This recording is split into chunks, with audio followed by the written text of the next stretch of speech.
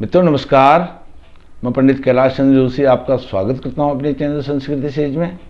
मित्रों, आज मैं आपके साथ एक अद्भुत विषय लेकर के आया हूं। वह विषय है श्री रामचरितमानस का, और रामचरितमानस में ज्योतिष का निरूपण। इससे पहले मैंने आपको बताया था कि किस प्रकार से हमारे ज्योतिष का योगदान है, वेदों में ज्योतिष का किस प्रकार से वर्णन है, शास्त्रों में, पुराणों में, वह मैं आपके साथ शेयर करने वाला हूं। श्री रामचरितमानस जो तुलसीदास जी का लिखित है, उसमें ज्योतिष किस प्रकार से आया है उस पर चर्चा करूंगा। उससे पहले मित्रों, यदि आप मेरे चैनल पर पहली बार आए हैं, मेरे चैनल को सब्सक्राइब जरूर करें और बेल आइकन दबाना बिल्कुल ना भूलें, ताकि मेरी आगामी वीडियोस की नोटिफिकेशन सबसे पहले आपको प्राप्त हो।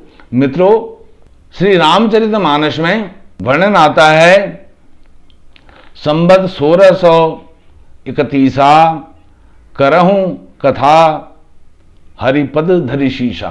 संवत 1631 में श्री रामचरितमानस का जो निर्माण हुआ उसकी यह तिथि है। तो यह तिथि कहां से आई? संवत का वर्णन किसमें होता है? ज्योतिष में होता है। अभी जो संवत चल रहा है 2078 चल रहा है। इस तरह से हमको यह मिलता है कि ज्योतिष का किस प्रकार से वहां रामचरितमानस में तुलसीदास जी ने उसका वर्णन किया है। अर्थात ज्योतिष एक ऐसी विद्या है, ऐसा शास्त्र है जो सभी वेदों में, शास्त्रों में, पुराणों में जिसका वर्णन आया हुआ है।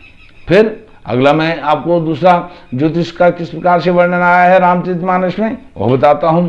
रामचंद्र जी की जो जन्म तिथि है उसके विषय में आया है। नौमी तिथि मधु मास पुनीता, शुक्ल पक्ष अभिजित हरि प्रीता। इस प्रकार से नौमी तिथि, मधुमास, मधु नाम है चैत्र मास का, चैत्र का मास है, और शुक्ल पक्ष है, अभिजित नक्षत्र है। इस प्रकार से उसका वर्णन आया है। दिन है, वार है, और मास है, शुक्ल पक्ष है, अभिजित, यह सब ज्योतिष के शब्द हैं। यह उसमें वर्णन आता है। अवधपुरी यह चरित प्रकाशा। तो इस प्रकार का जब मुहूर्त बना तो अवधपुरी में प्रकाश, खुशी का प्रकाश, प्रसन्नता का प्रकाश, उमंग का प्रकाश, यह सब हुआ। अब एक और वर्णन में आपको बताता हूं। माघ मकर गत रवि जब होई, तीर्थपति आव सब कोई।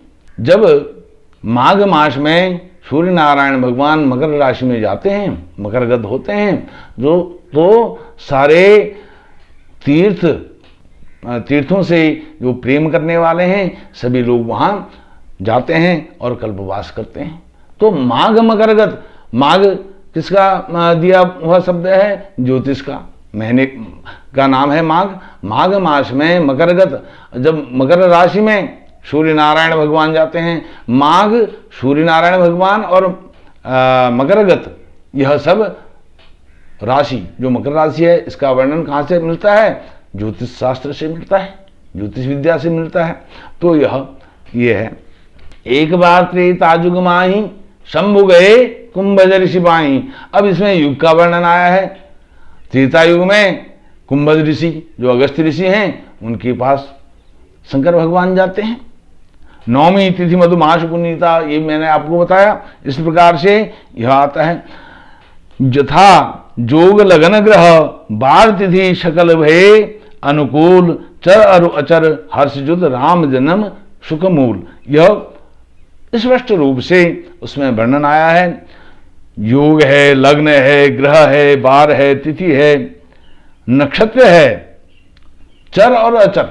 चर अचर क्या होता है? जो राशियां हैं, चर राशि होती है, स्थिर राशि होती है, और अचर चर, स्थिर, द्विस्वभाव, यह तीन प्रकार की राशियां होती हैं। तो इस प्रकार का वर्णन सब कहाँ मिलता है? ज्योतिष में मिलता है। और तुलसीदास जी ने उन शब्दों का वर्णन रामचरितमानस में, रामायण में राम जी के जो चरित्र है उसमें उसका वर्णन किया है। संस्कृत में एक वर्णन आता है, ततो यज्ञे समाप्ते तु ऋतूनाम षट समित्या ततश्च द्वादशे मासे चैत्ये नवमिके तिथौ। इसमें भी वर्णन आता है संस्कृत में, जो राम वाल्मीकि जी का जो रामायण है उसमें आता है। तो नौमी तिथि में चैत्र मास में राम जी का जन्म हुआ है, राम जी अयोध्या में आए हैं। और इस प्रकार से अब जातक के विषय में क्या कहा गया है, तुलसीदास जी ने कहा है अपने रामचरितमानस में, दारुण बैरी मीच के बीच विराजित नाज। देखो, जो जन्म पत्रिका के 12 भाव हैं, उन 12 भावों का भी निरूपण भगवान तुलसीदास जी ने किया है। कैसे निरूपण किया है? दारुण बैरी मीच के बीच विराजित नारी। जो छठा भाव है, सातवां भाव है, आठवां भाव है, इन 3 भावों का वर्णन तुलसीदास जी ने यहां पर करा है। अब ये जो छठा भाव है वह रोग का भाव है, दुर्भाग्य का भाव है, और जो 8वां भाव है वह भाव है मृत्यु का भाव है। तो ये दुख, दारुण और दुख का भाग और मृत्यु का भाव, इसके बीच में कौन विराजती है? नारी। नारी का भाव पड़ता है कौन? 6 और 8 के बीच में 7वां भाव। 7वें भाव को नारी का भाव कहा गया है पुरुष के लिए, और स्त्री के लिए जो 7वां भाव है वो पति का भाव है। तो इन दोनों के बीच में नारी विराजती है। किसके बीच में? दुख और बैरी, दुर्भाग्य का भाव है छठा भाव, और मृत्यु के भाव के बीच में नारी का भाव। इस प्रकार से ज्योतिष में इतना सुंदर निरूपण तुलसीदास जी ने अपने रामचरितमानस में किया है। तुलसीदास एक बहुमुखी प्रतिभा के धनी कहना उनको बहुत छोटी बात होगी। वह जो इतिहास में हमको पढ़ने को, देखने को, अध्ययन करने को मिलता है, उसमें यह आता है कि जो भगवान वाल्मीकि थे वह इस युग में, कलयुग में, उन्होंने तुलसीदास जी के रूप में जन्म लिया। और क्योंकि आज के समय में, कलयुग में, संस्कृत एक दुर्लभ भाषा हो गई है, क्योंकि इस भाषा के लिए किसी ने कोई प्रयास नहीं किया, न तो समाज ने और न सरकारों ने। क्योंकि गुलामी की मानसिकता में बहुत लंबे समय तक हमारा भारतवर्ष समाज रहा, और यह जो विद्या है, संस्कृत भाषा है, ज्योतिष विद्या है, यह अपने ह्रास की तरफ को जाने लगी।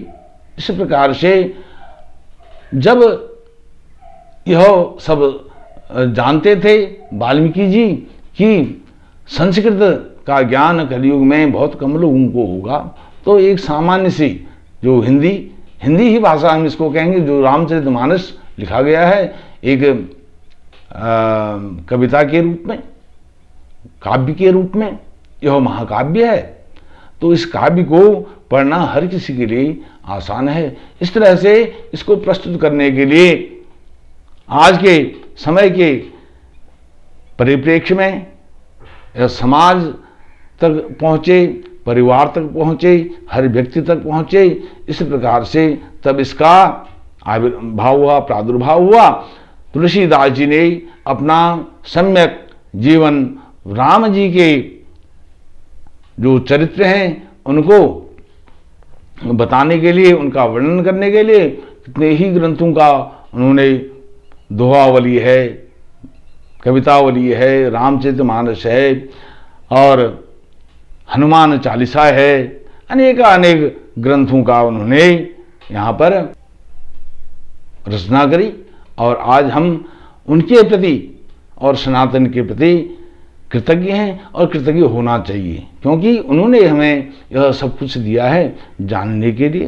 तो मित्रों, आप भी श्री रामचरितमानस का पाठ करें, श्री हनुमान चालीसा जी का पाठ करें, और आपके जीवन में सुख, सौभाग्य, आनंद आएगा इसका अध्ययन करने से, नियमित रूप से अध्ययन करने से।